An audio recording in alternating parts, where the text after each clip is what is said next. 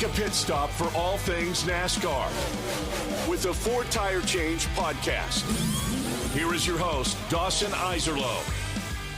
It's Ford Tire Change podcast, ESPN Southwest Louisiana. Dawson Iserlo back with you again. And what else can we say about Shane van Gisbergen that hasn't been said already?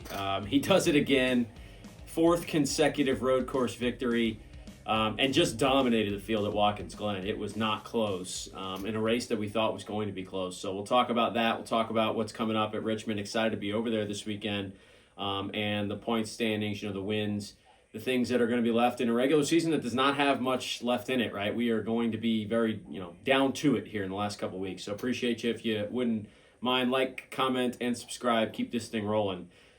But we got to start with SVG because the conversation, all week, we talked about it last week, that could he do this at some point, right? He is now the targeted guy. Everybody's trying to beat him because he's made his name on these road courses. So what was that going to take? And we talked about it like Watkins Glen, a track where, first of all, you need a little bit of speed.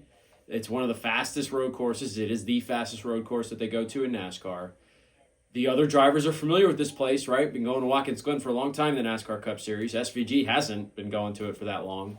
So, I thought there was a chance that you'd see some shakeups here. If he won the race, I thought he was at least going to have to battle a lot. He didn't have to battle at all. I mean, SVG dominated this thing, and it was never close. Now, we can definitely have the conversation about the racing at the road courses. Like, it has not been good. It was not good on Sunday, no doubt about it. Like, that's something that's really frustrating. I know people are kind of sick of it right now with this car. Sometimes in a NASCAR season like this, you're going to get lulls where you just don't have a bunch of great races in a row. You make the argument, like, if SVG wasn't out there, and I heard this talked about, like, on the teardown and stuff like that, if he wasn't out there, how good would the race have been? Maybe so, because you had Bell make a pass on the last lap for second. And so, like, yeah, that's possible. But the reality of it is SVG's in this race, and I don't think one guy being way better should make it to where nobody's really, there's not a whole lot of exciting racing going on throughout the pack. And maybe that's a road course specific thing, right? Because, you're not going to have very many drivers just drive away from everybody, especially with this car, the way SVG did. But on the same token, that almost makes it more impressive what he accomplished, because we know the cars are so close together. We know that the speed doesn't have much of a difference, and he's just that dominant. He's just that much better than everybody else. And Ryan Blaney runs first through the first segment of this race, and I'm sitting there going, hey, maybe he's got something. But we've heard it before. SVG tells you, I hold back early. Yeah, I'm going to save my tires. I'm not going to use my stuff up. And, he's almost toying with these guys at times, it feels like. And so, another win and more playoff points, man. He's now, got the series lead in playoff, or the series lead in wins, coming up on the series lead potentially in playoff points. Now, we know he's not going to get any of the boost, like the 15 points for the regular season champion that either William Byron or Kyle Larson or Chase Elliott's going to win.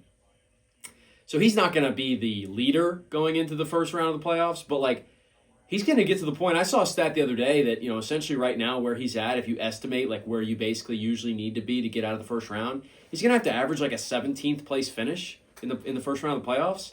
That's still asking a lot because, look, the guy's, low to mid-20s, and obviously the ovals are not kind to him, and so he struggled. But, he's going to have an opportunity, especially if he can find a way, hey, he can grab another stage point maybe at Daytona if things roll right, something. But anyway, the conversation now is starting to be had, and it's another one I heard Jeff Gluck and Jordan Bianchi talk about on the teardown. Is he the best road course racer of all time in the sport? I think I agree with Jordan mostly on this. I'm just not ready to give him that title yet, although I will say he's clearly on the track to be. And if he keeps up on the pace, there's no doubt he's going to be. But I still give Jeff Gordon credit, who had nine road course wins, 6 consecutive at one point in the late 90s, early 2000s. That was a dominance where, and I know that the points have been made while the other drivers weren't as focused on the road courses because there's only 2 of them. It's kind of a lousy excuse for me. You're telling me 42 other guys had nothing for him and just weren't trying that much? No, those guys wanted to beat him. They just couldn't beat him. Tony Stewart had 8 of them, so he's right there. Chase Elliott has 7. Now, Elliott won a lot of his in a short amount of time. I think Elliott won 4 in a row, right? He's the last driver to win 4 in a row since SVG now accomplished it, going back to Elliott back in the late 2010s. But I'm not ready to give him that title yet. But, yeah, I think clearly, if as long as he continues to stay in the sport for the next 3-4 years, which we have no reason to believe he's not going to, he's going to do that. He's going to pass Gordon for that number. He's got, 4 this year? You count the one he had at Chicago, another one last year. So he's, at 6 overall already or something like that? Yeah, he's going to be on that path. And I've never seen somebody especially right now. It is more impressive, I think, in some ways, because you can make the argument. The argument that everybody else wasn't trying is the one I don't like. The argument I will hear is like, hey, Gordon had a Hendrick car. He was faster than everybody. I'll give you that one. And SVG has a Trackhouse car that's, got, at the road courses, has probably got close to as much speed, but he's not the fastest car out there every week. He's just the best. And so another huge win. And, man, you could say what you want about the playoff system, the format, and they're going to have those conversations right now. Maybe something changes, maybe it doesn't. I don't know. But right now, he's unbeatable.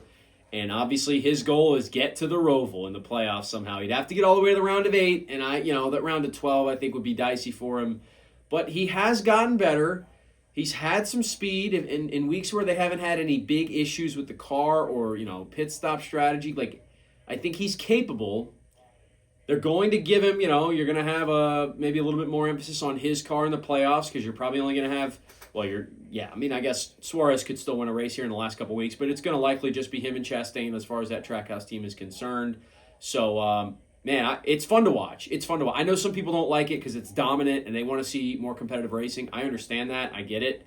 I do want to bring one point up before we move on to looking forward to Richmond. I'm surprised we're not hearing more conversation about somebody else from Supercars coming over and doing this. And look, I know logistically it's a nightmare, and it was tough for Project 91 to even come together, and like they had to pull that off, and they've kind of drifted away from that because now they've turned it into, well, we're going to put those resources into SVG. So I understand why Trackhouse isn't fully interested in it. But if he's doing this to the competition, some of these teams, right, these racing teams that are kind of cycling through different cup drivers and maybe they're making special entries, I mean, go get a supercar driver like SVG. I know it's got to be the right. I don't know what their schedule's like over there, how many guys are in the mix for it. I know SVG was one of the best, so it's like, are you just going to get one run-of-the-mill guy? But put somebody else that has a similar skill set in one of these cars and see what they can do if he's had this much success right away. Right? He won the first time in it. So I'm wondering if we're going to see somebody else jump over from Australia. I know we've had a bit of a viewing audience from Australia over there and from New Zealand.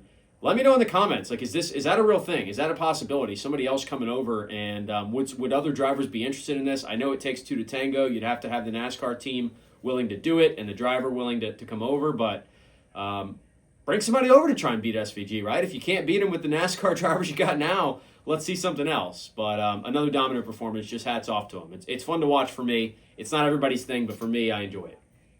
All right, let's fast forward to Richmond. Couple races before the playoffs here. We've had a stretch of non-competitive racing, I'll call it. Richmond can kind of be the same way. So I don't know if the expectations are super high there. We know the short track package, all that. We don't have to get into it right now. I do think it's fascinating. We've seen some cars kind of, I don't want to say come out of nowhere. I think the Fords always have some speed at Richmond. It's been a good track for Joe Gibbs Racing as well. I guess Hendrick's the one kind of power team that you don't expect it as much from at a track like this.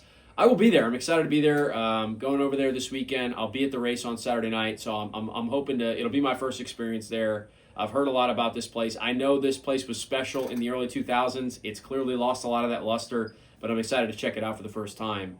I think, too, when you talk about what's left in the point standings, what's left as far as a playoff position, like, this is actually a racetrack, interestingly enough. Like, Josh Berry's already in the playoffs. I like a guy like Josh Berry this weekend. I think those Fords, typically, right, Phoenix, Richmond, they show some speed there. Berry's such a good short track racer. I really think he's got a chance. So I'm going to go with the dark horse pick. I'm going to pick Josh Berry to win this race. And how big would that be? Think about it. Josh Berry's got playoff points, right? He's got the win. He's in the playoffs. But he hasn't done much since then. We know that. He wouldn't be in the playoffs if it wasn't for that win.